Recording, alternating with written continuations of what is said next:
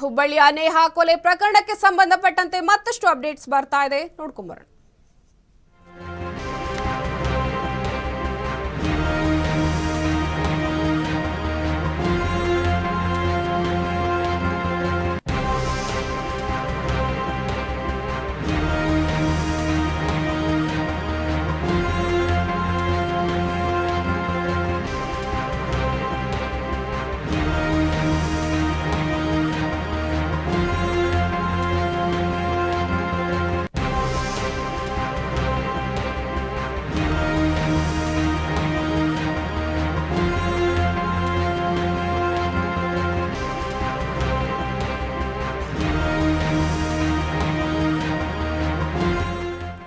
ಹುಬ್ಬಳ್ಳಿಯ ನೇಹಾ ಕೊಲೆ ಪ್ರಕರಣಕ್ಕೆ ಸಂಬಂಧಪಟ್ಟಂತೆ ರಾಜ್ಯಾದ್ಯಂತ ಹೋರಾಟ ಶುರುವಾಗಿದೆ. ಹೋರಾಟದ ಕಿಚ್ಚು ಈಗ ಎಲ್ಲೆಡೆ ದಗದಗಿಸ್ತಾ ಇದೆ.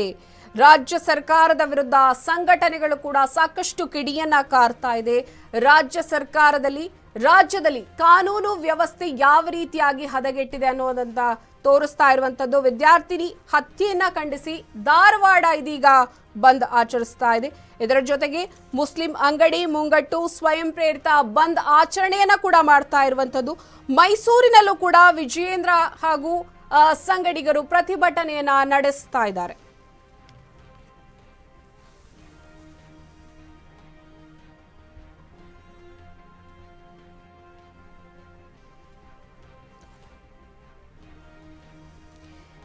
ಹುಬ್ಬಳ್ಳಿಯ ನೇಹಾ ಕೊಲೆ ಪ್ರಕರಣ ಸಾಕಷ್ಟು ತಿರುವುಗಳನ್ನ ಪಡೆದುಕೊಂಡ ನಂತರ ಇದೀಗ ರಾಜ್ಯಾದ್ಯಂತ ಸಾಕಷ್ಟು ಹೋರಾಟವನ್ನ ಮಾಡ್ತಾ ಇದ್ದಾರೆ. ರಾಜ್ಯ ಸರ್ಕಾರದ ವಿರುದ್ಧ ಬೇರೆ ಬೇರೆ ಸಂಘಟನೆಗಳು ಒಂದು ಪ್ರತಿಭಟನೆಯನ್ನ ನಡೆಸ್ತಾ ಇರುವಂತದ್ದು. ರಾಜ್ಯದಲ್ಲಿ ಕಾನೂನು ವ್ಯವಸ್ಥೆ ಎಷ್ಟರ ಮಟ್ಟಿಗೆ ಹದಗೆಟ್ಟಿದೆ ಅನ್ನುವಂಥದ್ದನ್ನ ಎತ್ತಿ ತೋರಿಸ್ತಾ ಇದ್ದಾರೆ. ಒಟ್ಟಾರೆ ಈ ಒಂದು ವಿದ್ಯಾರ್ಥಿನಿಯ ಹತ್ಯೆಯನ್ನ ಖಂಡಿಸಿ ಇವತ್ತು ಪ್ರಮುಖವಾಗಿ ಧಾರವಾಡದಲ್ಲಿ ಬಂದ್ ಆಚರಣೆಯನ್ನ ಮಾಡಲಾಗ್ತಾ ಇದೆ. ಅದರಲ್ಲೂ ಪ್ರಮುಖವಾಗಿ ಧಾರವಾಡದಲ್ಲಿ ಮುಸ್ಲಿಂ ಅಂಗಡಿ ಹಾಗೆ ಮುಂಗಟ್ಟುಗಳು ಸ್ವಯಂ ಪ್ರೇರಿತವಾಗಿ ಬಂಧನ ಮಾಡ್ತಾ ಇರುವಂತದ್ದು. ಅವರು ಕೂಡ ಸಾಕಷ್ಟು ಸಪೋರ್ಟ್ ಅನ್ನ ನೀಡ್ತಾ ಇದ್ದಾರೆ. ಇದರ ಜೊತೆಗೆ ಮೈಸೂರಿನಲ್ಲೂ ವಿಜಯೇಂದ್ರ ಅವರು ಪ್ರತಿಭಟನೆಯನ್ನ ನಡೆಸ್ತಾ ಇದ್ದಾರೆ. ಹಾಗೇನೆ ಹುಬ್ಬಳ್ಳಿಯ BVP ಕಾಲೇಜು ವಿದ್ಯಾರ್ಥಿನಿ ನೇಹಾ ಹಿರೇಮಠ್ ಹತ್ಯೆಯನ್ನ ಖಂಡಿಸಿ ಇದೀಗ ಸಾಕಷ್ಟು ಪ್ರತಿಭಟನೆಯನ್ನ ನಡೆಸ್ತಾ ಇರುವಂತದ್ದು. ಸಾಕಷ್ಟು ಸಂಘ ಸಂಸ್ಥೆಯವರು ಕೂಡ ಪ್ರತಿಭಟನೆಯನ್ನ ನಡೆಸ್ತಾ ಇದ್ದಾರೆ.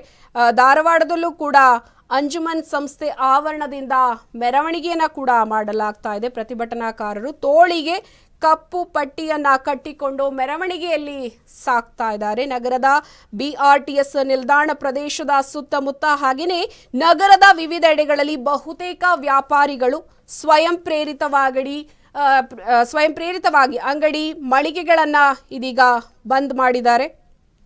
ಒಟ್ಟಾರೆ ರಾಜ್ಯ ಸರ್ಕಾರದ ವಿರುದ್ಧ ಸಂಘಟನೆಗಳು ತಮ್ಮ ಆಕ್ರೋಶವನ್ನ ವ್ಯಕ್ತಪಡಿಸ್ತಾ ಇದ್ದಾರೆ. ರಾಜ್ಯದಲ್ಲಿ ಕಾನೂನು ವ್ಯವಸ್ಥೆ ಸಾಕಷ್ಟು ಹದಗೆಟ್ಟಿದೆ. ಇದನ್ನ ಸಾಕಷ್ಟು ಕ್ಲಿಯರ್ ಆಗಿ ಹ್ಯಾಂಡಲ್ ಮಾಡುವಂತಹ ಒಂದು ಸಂದರ್ಭ ಕ್ರಿಯೇಟ್ ಆಗಬೇಕು. ಹುಬ್ಬಳ್ಳಿಯ ನೇಹಾ ಕೊಲೆ ಪ್ರಕರಣ ಸಾಕಷ್ಟು ತಿರುವುಗಳನ್ನ ಪಡೆದುಕೊಡ್ತಾ ಇರುವಂತದ್ದು. ಬಿಜೆಪಿಯ ಸಾಕಷ್ಟು ಮುಖಂಡರು ಕೂಡ ಈ ಒಂದು ವಿಚಾರವಾಗಿ ಸಾಕಷ್ಟು ಹೋರಾಟವನ್ನ ಮಾಡ್ತಾ ಇದ್ದಾರೆ.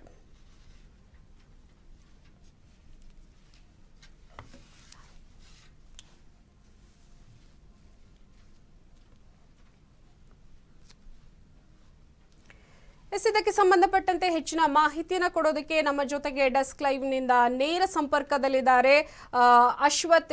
ಅಶ್ವಥ್, ಏನಿದು ಹುಬ್ಬಳ್ಳಿಯ ನೇಹಾ ಕೊಲೆ ಪ್ರಕರಣ ಸಾಕಷ್ಟು ತಿರುವುಗಳನ್ನು ಪಡೆದುಕೊಂಡ ನಂತರ ಈಗ ರಾಜ್ಯದಲ್ಲಿ ಹೋರಾಟದ ಕಿಡಿ ಎದ್ದು ನಿಂತಿದೆ. ಹೋರಾಟದ ಕಿಚ್ಚು ಸಾಕಷ್ಟು ಕಾವುಗಳನ್ನು ಪಡೆದುಕೊಳ್ತಾ ಇರುವಂತದ್ದು. ಸಾಕಷ್ಟು ಭಾಗಗಳಲ್ಲಿ ಅಂದ್ರೆ ಬೆಂಗಳೂರನ್ನ ಹೊರತುಪಡಿಸಿ ಬೇರೆ ಎಲ್ಲಾ ಜಾಗಗಳಲ್ಲೂ ಹೋರಾಟವನ್ನ ಇವತ್ತು ಮಾಡ್ತಾ ಇದ್ದಾರೆ. ಏನಿದೊಂದು ಅಪ್ಡೇಟ್ಸ್?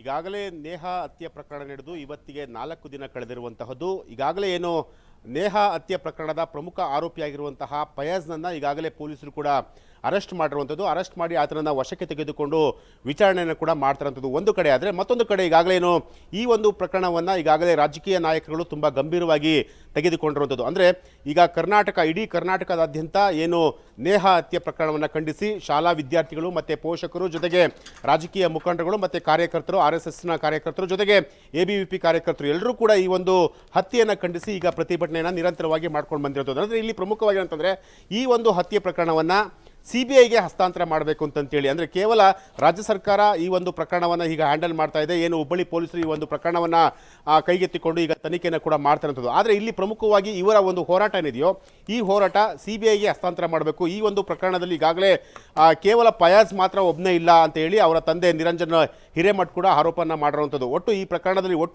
8 ಜನ ಆರೋಪಿಗಳಿದ್ದಾರೆ. ಸೊ ಹಾಗಾಗಿ ಆ 8 ಜನ ಆರೋಪಿಗಳನ್ನು ಬಂಧನ ಮಾಡಬೇಕು ಅಂತೇಳಿ ಈಗಾಗಲೇ ರಾಜ್ಯ ಸರ್ಕಾರವನ್ನು ನಾನು ಈಗಾಗಲೇ ಕೇಳ್ಕೊಂಡಿದ್ದೀನಿ. ಆದರೆ ರಾಜ್ಯ ಸರ್ಕಾರ ಇದಕ್ಕೆ ಯಾವುದೇ ರೀತಿಯಾದಂಥ ಒಂದು ಸೊಪ್ಪು ಹಾಕುವಂಥ ಒಂದು ಕೆಲಸವನ್ನು ರಾಜ್ಯ ಸರ್ಕಾರ ಮಾಡ್ತಾ ಇಲ್ಲ. ಅಂದರೆ ತಮಗೆ ಇಷ್ಟ ಬಂದಂತೆ ರಾಜ್ಯ ಸರ್ಕಾರ ಈ ಒಂದು ಪ್ರಕರಣವನ್ನು ಏನು ಒಂದು ಇನ್ವೆಸ್ಟಿಗೇಷನ್ ನಡೆಸ್ತಾ ಇದೆ ಅಂತೇಳಿ ಈಗಾಗಲೇ ನಿರಂಜನ್ ಹಿರೇಮಠ್ ಅಂದರೆ ನೇಹಾ ಅವರ ತಂದೆ ಈಗ ಆರೋಪವನ್ನು ಮಾಡಿರುವಂಥದ್ದು. ಸೊ ಹಾಗಾಗಿ ಈ ಒಂದು ಪ್ರಕರಣ ಈಗ ರಾಜಕೀಯ ತಿರುವನ್ನು ಕೂಡ ಪಡೆದುಕೊಂಡಿರುವಂಥದ್ದು. ಈಗಾಗಲೇ BJP ರಾಜ್ಯಾಧ್ಯಕ್ಷ ವಿಜೇಂದ್ರ ಕೂಡ ಈ ಒಂದು ಪ್ರಕರಣವನ್ನು ಗಂಭೀರವಾಗಿ ತೆಗೆದುಕೊಂಡು ಇಡೀ ಜಿಲ್ಲೆಯಾದ್ಯಂತ ಅಂದರೆ ಕರ್ನಾಟಕ ರಾಜ್ಯದಲ್ಲಿ ಕಂಪ್ಲೀಟ್ ಆಗಿ ಈ ಒಂದು ಪ್ರಕರಣವನ್ನು ರಾಜಕೀಯ ತಿರುವನ್ನಾಗಿ ಪಡೆದುಕೊಳ್ಳಬೇಕು ಮತ್ತು ರಾಜಕೀಯ ಲೇಪವನ್ನು ಬೆಳೆಸ್ತಾ ಇದ್ದಾರೆ. ಅಂದರೆ ಈ ಒಂದು ಪ್ರಕರಣಕ್ಕೆ ಬಣ್ಣ ಬಳಿಯುವಂಥ ಒಂದು ಕೆಲಸವನ್ನು ರಾಜಕೀಯ ಮುಖಂಡರುಗಳು ಕೂಡ ಮಾಡ್ತಾ ಇರೋಂಥದ್ದು. ಅಂದರೆ ಇಲ್ಲಿ ಪ್ರಮುಖವಾಗಿ ನೇಹಾ ಕುಟುಂಬಕ್ಕೆ ಆದಂತಹ ಅನ್ಯಾಯ ಮತ್ತೆ ಬೇರೆ ಯಾವ ಕುಟುಂಬಕ್ಕೂ ಕೂಡ ಆಗಬಾರ್ದು. ಸೊ ಹಾಗಾಗಿ ಈ ಕುಟುಂಬ ಈಗ ಏನು ಸಾಕಷ್ಟು ನೋವಿನಲ್ಲಿದೆ, ಆ ಕುಟುಂಬಕ್ಕೆ ನಾವೆಲ್ಲರೂ ಕೂಡ ಆಸರೆಯಾಗಿ ನಿಂತ್ಕೊಳ್ಬೇಕು ಮತ್ತು ಆ ಕುಟುಂಬದ ಜೊತೆ ನಾವೆಲ್ಲ ಕೈ ಜೋಡಿಸಬೇಕು ಅಂತೇಳಿ ಈಗಾಗಲೇ ರಾಜಕೀಯ ಮುಖಂಡರುಗಳು ಕೂಡ ಈ ಒಂದು ಕುಟುಂಬದ ಜೊತೆ ಕೈ ಜೋಡಿಸುವಂಥ ಒಂದು ಕೆಲಸವನ್ನು ಈಗ ಮಾಡ್ತಾರಂಥದ್ದು. ಅಂದರೆ ಇಲ್ಲಿ ಪ್ರಮುಖವಾಗಿ ಧಾರವಾಡ ಆಗಿರ್ಬೋದು, ಹುಬ್ಳಿ ಆಗಿರ್ಬೋದು, ಹಾಗೆ ಕಲಬುರಗಿ ಆಗಿರ್ಬೋದು, ಎಲ್ಲರೂ ಕೂಡ ಈ ಒಂದು ಪ್ರಕರಣದಲ್ಲಿ ಅಂದರೆ ಈ ಒಂದು ಪ್ರಕರಣವನ್ನು ತುಂಬ ಗಂಭೀರವಾಗಿ ತೆಗೆದುಕೊಂಡು ಇಡೀ ರಾಜ್ಯಾದ್ಯಂತ ಅಂದರೆ ದೆಹಲಿಯಲ್ಲಿ ನಿರ್ಭಯ ಪ್ರಕರಣ ನೀವು ನೋಡ್ತಾ ಇರ್ಬೋದು, ನಿರ್ಭಯ ಪ್ರಕರಣ ನೀವು ನೋಡಿರ್ಬೋದು. ಆ ಒಂದು ಪ್ರಕರಣವನ್ನು ಯಾವ ರೀತಿ ಸೀರಿಯಸ್ ಆಗಿ ತೆಗೆದುಕೊಂಡ್ರೋ ಅದೇ ಮಾದರಿಯಲ್ಲಿ ಈ ಒಂದು ಪ್ರಕರಣವನ್ನು ಕೂಡ ಕೈಗೆತ್ತಿಕೊಳ್ಬೇಕು ಅಂತೇಳಿ ಈಗಾಗಲೇ ರಾಜಕೀಯ ಮುಖಂಡರುಗಳು ಈ ಒಂದು ಪ್ರಕರಣವನ್ನು ಕೈಗೆತ್ತಿಕೊಂಡಿದ್ದಾರೆ. ಸೊ ಹಾಗಾಗಿ ಇವತ್ತು ಅಂದರೆ ಬೆಂಗಳೂರನ್ನು ಹೊರತುಪಡಿಸಿ ಬಹುತೇಕ ಎಲ್ಲ ಜಿಲ್ಲೆಗಳಲ್ಲೂ ಕೂಡ ಈ ಒಂದು ಪ್ರಕರಣವನ್ನು ಕೈಗೆತ್ತಿಕೊಂಡು ಈಗ ಪ್ರೊಟೆಸ್ಟ್ ಮಾಡ್ತಿರೋಂಥದ್ದು, ಅಂದರೆ ಬೀದಿಗಿಳಿದು ಹೋರಾಟವನ್ನು ಮಾಡ್ತಿರೋದು. ಅಂದರೆ ನೇಹಾ ಕುಟುಂಬಕ್ಕೆ ನ್ಯಾಯವನ್ನು ಕೊಡಿಸಬೇಕು ಮತ್ತು ನೇಹಾ ಕುಟುಂಬಕ್ಕೆ ಆದಂತಹ ಅನ್ಯಾಯ ಬೇರೆ ಯಾವ ಕುಟುಂಬಕ್ಕೂ ಕೂಡ ಆಗಬಾರ್ದು ಅನ್ನೋ ದೃಷ್ಟಿಯಿಂದ ಈ ಒಂದು ಪ್ರಕರಣವನ್ನು CBIಗೆ ಹಸ್ತಾಂತರ ಮಾಡಬೇಕು ಅಂತೇಳಿ ಈಗ ಎಲ್ಲರೂ ಕೂಡ ಒಕ್ಕೊಲರಾಗಿ ಈ ಒಂದು ಪ್ರಕರಣವನ್ನು ಕೈಗೆತ್ತಿಕೊಂಡಿದ್ದಾರೆ. ಜೊತೆಗೆ ಈ ಪ್ರಕರಣದಲ್ಲಿ ಯಾರ್ಯಾರಿದ್ದಾರೆ ಅಂದರೆ ಕೇವಲ ಫಯಾಜ್ ಮಾತ್ರ ಅಲ್ಲ, ಫಯಾಜನ್ನು ಹೊರತುಪಡಿಸಿ ಇನ್ನು ಉಳಿದಂತಹ 8 ಜನ ಆರೋಪಿಗಳು ಈ ಒಂದು ಪ್ರಕರಣದಲ್ಲಿ ಇದ್ದಾರೆ ಅಂತೇಳಿ ಸ್ವತಃ ನೇಹಾ ಕುಟುಂಬದವರು ಕೂಡ ಆರೋಪವನ್ನು ಮಾಡಿರುವಂಥದ್ದು. ಸೊ ಹಾಗಾಗಿ ಈ ಒಂದು ಪ್ರಕರಣದಲ್ಲಿ ಯಾರೇ ಇದ್ರೂ ಕೂಡ ಅವರ ಮೇಲೆ ನಿರ್ದಾಕ್ಷಿಣ್ಯವಾಗಿ ಕ್ರಮವನ್ನು ಕೂಡ ಜರುಗಿಸಬೇಕು ಅಂತೇಳಿ ಆ ಕುಟುಂಬದರ ಒಂದು ಆಸೆ ಆಗಿರುವಂಥದ್ದು, ಜೊತೆಗೆ ಅವರ ಕುಟುಂಬದರ ಆಕ್ರೋಶ ಕೂಡ ಆಗಿರುವಂಥದ್ದು. ಸೊ ಹಾಗಾಗಿ ಈ ಒಂದು ಪ್ರಕರಣ ಈಗ ರಾಜಕೀಯ ತಿರುವನ್ನು ಕೂಡ ಪಡಿತಾ ಇರುವಂಥದ್ದು. ಪಲ್ಲವಿ, ಇದೇನೊಂದು ದೇಶದ ಗಮನ ಸೆಳೆದಿರುವಂತಹ ಬಹುದೊಡ್ಡ ಕೇಸ್ ಅಂತಾನೆ ಹೇಳ್ಬಹುದು. ಯಾಕೆಂತಂದ್ರೆ ಇವತ್ತು ನಡೀತಾ ಇರುವಂತಹ ಈ ಒಂದು ವಿವಾದ ನಾಳೆ ಕೂಡ ಇದೇ ರೀತಿ ಪ್ರತಿಭಟನೆಯನ್ನ ನಡೆಸುವಂತಹ ಸಾಧ್ಯತೆ ಇದೆಯಾ, ಹೇಗೆ? ಖಂಡಿತ ಈ ಒಂದು ಪ್ರಕರಣವನ್ನು ಬಹುತೇಕ ಈ ಚುನಾವಣೆ ಮುಗಿಯುವವರೆಗೂ ಕೂಡ ಅಂದರೆ ಎಲೆಕ್ಷನ್ ನಾಳೆ ಅಂದರೆ ಈಗೇನು ಎಲೆಕ್ಷನ್ಗೆ ಇನ್ನೇನು ಕೇವಲ 3-4 ದಿನ, ಒಂದು ವಾರ ಅಷ್ಟೇ ಮಾತ್ರ ಬಾಕಿ ಇರುವಂಥದ್ದು. ಸೊ ಹಾಗಾಗಿ ಎಲ್ಲ ಒಂದು ಕಡೆ ಎಲೆಕ್ಷನ್ ಹಿಂದಿನ ದಿನವೂ ಕೂಡ ಈ ಒಂದು ಪ್ರಕರಣವನ್ನು ಕೈಗೆತ್ತಿಕೊಂಡು ಇವರು ಹೋರಾಟವನ್ನು ಮಾಡೋದರಲ್ಲಿ ಸಂಶಯ ಇಲ್ಲ ಅಂತ ಹೇಳ್ಬೋದು. ಯಾಕೆಂತಂದರೆ ಇಲ್ಲಿ BJPಯವರು ಈ ಒಂದು ಪ್ರಕರಣವನ್ನು ತುಂಬ ಗಂಭೀರವಾಗಿ ತೆಗೆದುಕೊಂಡಿದ್ದಾರೆ. ಜೊತೆಗೆ ಕೇವಲ ಇದೊಂದು ಪಕ್ಷದ ವಿಚಾರ ಅಂತಲ್ಲ, ಅಥವಾ ಪಕ್ಷದ ಆ ಒಂದು ವಿಚಾರಕ್ಕೆ ಸಂಬಂಧಪಟ್ಟಂತಹ ವಿಚಾರ ಅಲ್ಲ. ಯಾಕೆಂತಂದರೆ ಇಡೀ ಒಂದು ಹೆಣ್ಣು ಸಮುದಾಯಕ್ಕಾಗಿರ್ಬೋದು ಅಥವಾ ಇಡೀ ಕುಟುಂಬಕ್ಕೆ ಈ ಒಂದು ಅಂದರೆ ನಮ್ಮ ಮನೆಯಲ್ಲಿ ಯಾರಿಗಾದರೂ ಈ ರೀತಿಯಾಗಿ ಆಗಿದ್ದರೆ ನಾವೇನು ಮಾಡ್ತಾ ಇದ್ದು ಆ ರೀತಿಯಾಗಿ ಈ ಒಂದು ಪ್ರಕರಣವನ್ನು ಬಿಂಬಿಸೋದಕ್ಕೆ ಹೊರಟಿರುವಂಥದ್ದು. ಸೊ ಹಾಗಾಗಿ ಪ್ರತಿಯೊಬ್ಬರು ಕೂಡ ಈ ಒಂದು ಪ್ರತಿಭಟನೆಯಲ್ಲಿ ಎಲ್ಲರೂ ಕೂಡ ಕೈ ಜೋಡಿಸಬೇಕು.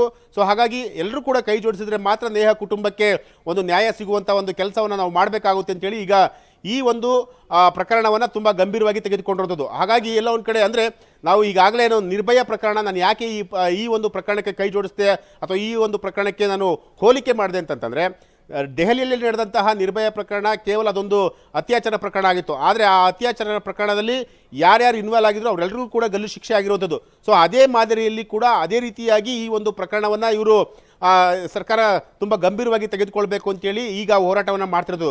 ಇಲ್ಲಿ ಪ್ರಮುಖವಾಗಿ ಕೆಲವೊಂದು ಬೇಡಿಕೆಗಳನ್ನ ಕೂಡ ಇಟ್ಟಿರುವಂಥದ್ದು. ಅಂದರೆ ಈ ಒಂದು ಪ್ರಕರಣದ ಹಿಂದೆ ಕೇವಲ ಫಯಾಜ್ ಮಾತ್ರ ಇಲ್ಲ, ಫಯಾಜ್ ಉಳಿದಂತೆ ಇನ್ನೊಂದಷ್ಟು ಆರೋಪಿಗಳು ಕೂಡ ಇದ್ದಾರೆ. ಸೊ ಹಾಗಾಗಿ ಅವರೆಲ್ಲರೂ ಕೂಡ ನನ್ನ ಮಗಳ ತಲೆಯನ್ನು ಕೂಡ ಕೆಡಿಸಿದ್ದಾರೆ ಅಂತೇಳಿ ಈಗ ಏನು ನೇಹಾ ಅವರ ತಂದೆ ಆರೋಪವನ್ನು ಮಾಡಿರುವಂಥದ್ದು. ಸೊ ಹಾಗಾಗಿ ಎಲ್ಲ ಒಂದು ಕಡೆ ಈ ಒಂದು ಪಾಯಿಂಟ್ಸ್ಗಳನ್ನು ಇಟ್ಕೊಂಡು ಈಗ ಅಂದರೆ ಪ್ರತಿಯೊಬ್ಬರು ಕೂಡ ಕೇವಲ ನೇಹಾಗೆ ಆದಂತಹ ಒಂದು ಅನ್ಯಾಯ ಅಥವಾ ಅವರ ಕುಟುಂಬಕ್ಕೆ ಆದಂತಹ ಒಂದು ಅನ್ಯಾಯ ಕೇವಲ ಅವರ ಕುಟುಂಬಕ್ಕೆ ಮಾತ್ರ ಅಲ್ಲ, ಇಡೀ ಕುಟುಂಬಕ್ಕೆ ಅಂತ ಹೇಳಿ ಆ ರೀತಿಯಾಗಿ ಬಿಂಬಿಸೋದಕ್ಕೆ ಹೊರಟಿರೋದು. ಜೊತೆಗೆ ಅದು ನಿಜ ಕೂಡ, ಯಾಕೆಂತಂದರೆ ಕೇವಲ ಇವತ್ತು ನೇಹಾ ಆಗಿರ್ಬೋದು, ನಾಳೆ ಮತ್ತೊಬ್ಬರಾಗುತ್ತೆ. ಇದೇ ರೀತಿಯಾದಂಥ ಒಂದು ಪರಿಸ್ಥಿತಿ ನಿರ್ಮಾಣ ಆದರೆ ಖಂಡಿತವಾಗಲೂ ಎಲ್ಲ ಒಂದು ಕಡೆ ಹೆಣ್ಣು ಮಕ್ಕಳಿಗೆ ಮುಂದಿನ ದಿನಗಳಲ್ಲಿ ಅಂದರೆ ಅವರು ಜೀವನ ಮಾಡೋದಕ್ಕೆ ಕೂಡ ಕಷ್ಟ ಆಗುತ್ತೆ, ಜೊತೆಗೆ ಅವರು ಕಾಲೇಜ್ಗೆ ಒಂದು ಫ್ರೀಯಾಗಿ ಹೋಗ್ಲಿಕ್ಕೂ ಕೂಡ ಕಷ್ಟ ಆಗುತ್ತೆ. ಸೊ ಹಾಗಾಗಿ ಈ ಒಂದು ಪ್ರಕರಣದಲ್ಲಿ ಯಾರೇ ಕೂಡ ಭಾಗಿಯಾಗಿದ್ರು ಕೂಡ ಅವ್ರ ಮೇಲೆ ನಿರ್ದಾಕ್ಷಿಣ್ಯವಾಗಿ ಕ್ರಮ ಕೂಡ ಆಗಬೇಕಾಗುತ್ತೆ.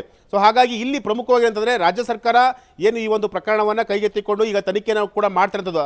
ಅಂದರೆ ಎಲ್ಲ ಒಂದು ಕಡೆ ರಾಜ್ಯ ಸರ್ಕಾರದ ಮೇಲೆ ಇವರಿಗೆ ನಂಬಿಕೆ ಇಲ್ಲ. ಅಂದರೆ ಎಲ್ಲ ಒಂದು ಕಡೆ ಅವರಿಗೆ ಬೇಕಾಗಿರುವಂತಹ ಒಂದು ಸಾಕ್ಷಿಗಳನ್ನು ಪೂರೈಕೆ ಮಾಡ್ತಾರೆ, ಜೊತೆಗೆ ಅವರಿಗೆ ಬೇಕಾದಂತಹ ಒಂದು ಎವಿಡೆನ್ಸ್ಗಳನ್ನ ಕಲೆಕ್ಟ್ ಮಾಡುವಂಥ ಒಂದು ಕೆಲಸವನ್ನು ರಾಜ್ಯ ಸರ್ಕಾರ ಮಾಡೋದಕ್ಕೂ ಹೊರಟಿದೆ ಅಂತ ಹೇಳ್ತಾರೆ. ಯಾಕೆಂದರೆ ನೇಹಾ ಪ್ರಕರಣ ಆದ ನಂತರ ಒಂದಷ್ಟು ಫೋಟೋಗಳು ಕೂಡ ವೈರಲ್ ಆಯಿತು.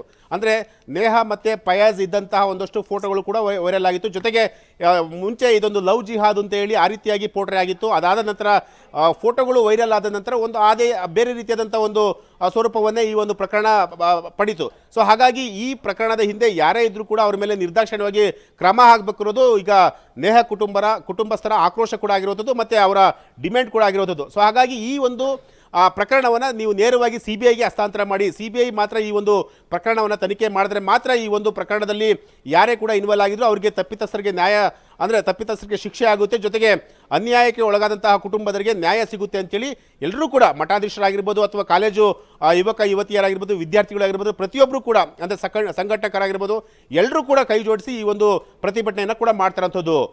ಪಲ್ಲವಿ. ಓಕೆ, ಧನ್ಯವಾದ ನಿಮ್ಮೆಲ್ಲ ಅಪ್ಡೇಟ್ಸ್ಗಾಗಿ ಅಶ್ವಥ್.